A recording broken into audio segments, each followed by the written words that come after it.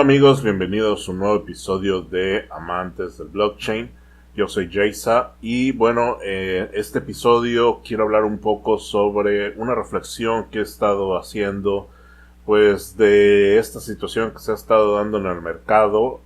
Muchas de las empresas, ICOs, no sé si dApps, pero definitivamente muchas monedas se han quedado sin presupuesto dado a este mercado bajista. Y el detalle es no tanto del holding que muchas personas han hecho de un año a otro. Por ejemplo, hace un año recuerdo que una de las comunidades que he participado mucho, la comunidad Dash, tenía aproximadamente un promedio de 300, casi $500 hace un año y por Dash, y eso lo que alcanzaba es casi a 5 millones de dólares al mes que generaba la tesorería de Dash. Un año después y mucho antes de ese año, quizás con un precio de $300, ya se veía pues una retracción muy fuerte. Recordemos que el máximo en Dash fue de 1500 en esos meses de diciembre, esos días de diciembre, que fue su máxima histórica. Y bueno, de ahí de 1500 regresó a $300 aproximadamente en el verano, cuando empezó a haber muchas alertas. Inclusive cuando estuvo en $200 se estaba prediciendo que el presupuesto iba a ser no suficiente para mantener a lo que es los gastos internos de Dash Core. Dash básicamente es una comunidad abierta, pero tiene un equipo core, el cual tiene su propia administración y empresa. Quiero decir, directivos, programadores, gente de marketing, etcétera, etcétera, que consumen pues muchas veces, de hecho por mucho tiempo no consumían parte del presupuesto de la tesorería. Sin embargo, a partir de este año empezaron a consumir poco a poco, hasta que eventualmente se volvió pues el mayor requerimiento del presupuesto, en donde pues Dash Core simplemente utilizaba pues todo lo que se generaba en $300. Pues ya estábamos hablando de aproximadamente 2.5 millones de dólares. Ellos pedían aproximadamente $700,000, un poco más de medio millón de dólares. Y sin embargo, el precio siguió bajando, bajó a 200 por mucho tiempo, de ahí bajó a 120. Y bueno, la situación es que, bueno, si necesitan 600 a 700 mil dólares mensuales, una vez bajando de 80, que creo que fue la cifra de esa investigación, ya no iba a alcanzar todo el presupuesto para cubrir los gastos bases de Dash Core.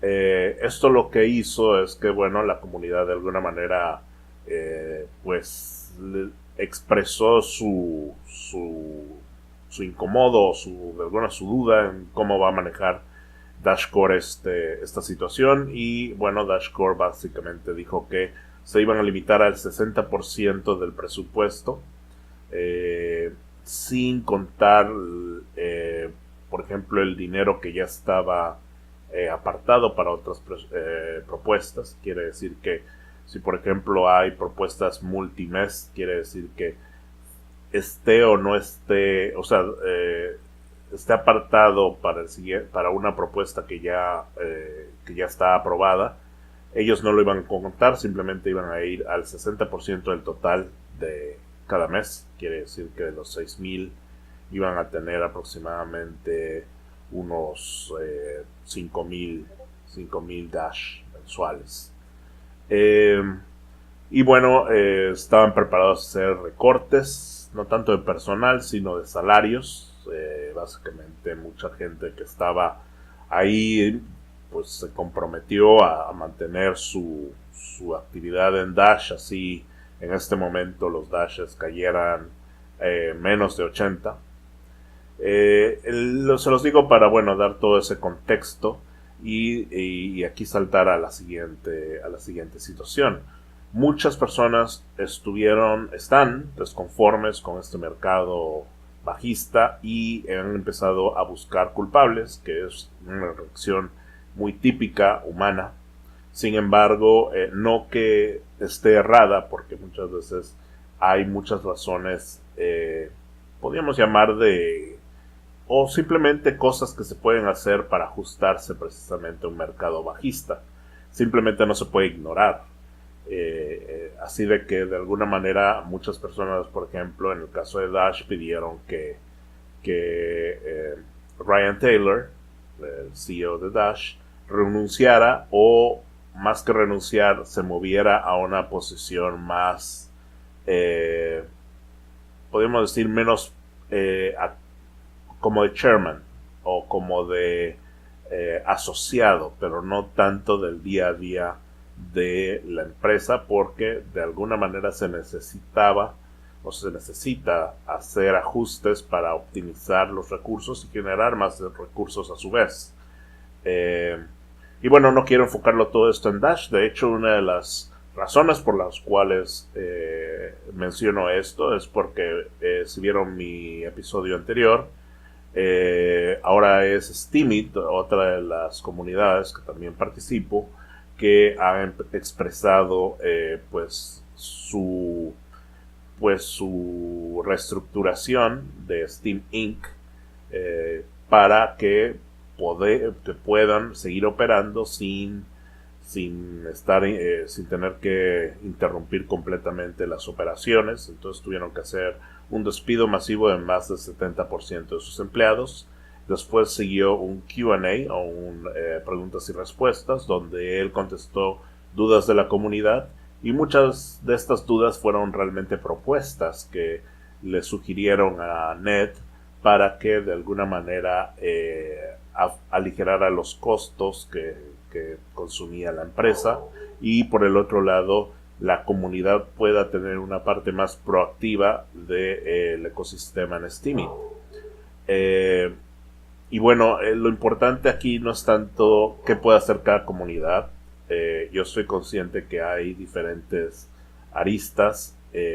Sin embargo, aquí hay una reflexión que se vio mucho durante la fiebre de los ICOs. Una empresa, de alguna manera, de startup, cuando va con un VC, usualmente hay un rango de inversión en donde usualmente es lo que se ofrece a las empresas que resultan financiadas, que es un pago entre 3 a 8 millones de dólares. Este es básicamente el rango en donde muchas startups empiezan con su inversión, y ese dinero no se les da de una vez, sino se le da de forma escalonada, condicionada podría llamarse, y muchas veces pues hasta se dice, bueno, para que podamos darte ese dinero, pues necesitas contratar un CEO, necesitas contratar a un CFO o algunas de estos directores que no están exactamente en el core de desarrollo o en el core administrativo. ¿Por qué? Porque tú eres un programador y quizás no sepas de cómo dirigir una empresa, y un CEO con buen rapport quizás pueda llevar tu empresa, maniobrarla con regulación, con bancos, estructuración corporativa, etcétera, etcétera, ¿no? Entonces, de alguna manera, y cómo venderlo, sobre todo, tu producto, sobre todo cuando es un producto nuevo, ¿no? Y bueno, de alguna manera esto no tuvo ninguna... Bueno, estuvo muy diferente en blockchain. ¿Por qué? Porque muchas de estas empresas recibían todo el dinero completamente y no eran 3 o 8 millones. De hecho, el promedio es usualmente de 20 millones de dólares para muchas de estas ICOs. Esto hacía que, bueno, casi del 300 al 400% más, muchas veces más que eso. Entonces, y lo recibían en semanas. Al ser criptos y era un crowdfunding, pues básicamente todo este dinero le llegaba de una vez. Y eso es lo que ahora se está viendo, que muchos de estos ICOs, pues realmente ese dinero pues no hizo el efecto que los planes de estas tenían al principio. El timeline que muchos de ellos publicaron muchas veces no se cumplió, o se cumplió hasta cierto punto, y bueno, han habido muchos delays en muchas de estas empresas que han recibido pues mucho dinero. Y recuerdo que una plática de Andreas Antonopoulos decía precisamente que bueno, no hay nada peor o no hay una mejor forma de matar una nueva empresa que darle demasiado dinero. ¿Por qué? Porque eso lo que hace es que las personas no necesiten o no tengan la presión de entregar un producto, de hacer que el producto funcione y realmente generar el beneficio, ya que bueno, al final, ¿cuál es el pago? ¿Cuál es la recompensa de hacer eso? Y aquí es cuando muchas empresas pues se quedaron en una situación que continuamente estuvieron empujando sus productos o sus nuevas etapas de desarrollo indefinidamente, y eso lo hemos visto en varias comunidades. Lo hemos visto en Ethereum, por ejemplo, donde si más no recuerdan, Casper sigue siendo un plan a futuro sin una línea estricta de cuándo se debe entregar. Se habla del proof of stake, también se habla de sharding, se habla de varias tecnologías que realmente están en el roadmap, pero no hay una fecha definitiva. Existen aproximados muy vagos, como que bueno, va a llegar en el 2020, lo cual es bastante en el futuro, y de alguna manera pues también no se tiene esa presión de entregarlo en el 2020, no es como que se tiene que hacer porque si no va a haber problemas. Entonces eso yo creo que es algo interesante que se tiene que discutir, sobre todo, bueno, pues para entender un poco este mercado, y creo que es algo importante que todo el mundo debe aprender de esta situación. Si el mercado regresa y muchas de estas ICOs regresan a sus puntos, si no máximos, por lo menos a ser solventes, creo que se debe de tener una responsabilidad, sobre todo de los inversionistas, de retirar el dinero si no se cumplen las fechas, o inclusive de presionar que su propia línea de tiempo, que por ejemplo se diga a Steemit que si no saca los Smart Media Tokens antes de tal fecha, ellos van a retirar y va a desaparecer el proyecto. No creo que sea fácil, no creo que sea de alguna manera probable que esto suceda, pero aún así algo se tiene que hacer para que bueno, estas empresas realmente pues se pongan a trabajar, entreguen lo que prometen, y de alguna manera que no se tenga esta situación que se tiene ahora en criptos, que es un tipo de limbo en donde nadie realmente sabe si estos metas se van a cumplir o simplemente son una excusa para pues jalar inversión y pues gozar de los derivados de esta inversión, quizás hacer sus propios portafolios en donde ellos igual especulen y puedan sacar aún más dinero de ese volumen, o simplemente el proyecto tenga dificultades y no pueda realmente tener el know-how necesario para poder implementar todas estas aristas. Entonces bueno, esos son mis sentimientos global del criptocosmos. Espero que se tenga un diálogo un poco más abierto entre lo que es el equipo core de alguna moneda y sus usuarios y sus inversionistas sobre todo. Y bueno, espero que eventualmente este criptocosmos evolucione a ser más productivo, a ser más eficiente, a generar menos gastos, y de alguna manera que se pueda tener una innovación más acelerada. Al final eso nos va a convenir a todos. tanto inversionistas como usuarios del servicio, como los creadores del mismo. Y bueno, pues esto es mis ideas. Gracias por acompañarme el día de hoy. Los espero en un par de días para lo que es el cierre del mercado de la semana. Si tienen dudas, comentarios, pueden escribirme a @Jaysa en Twitter, a MemoCash, donde también tenemos la cuenta del programa. Los links aparecerán en las notas del show. Vayan a consultarlas.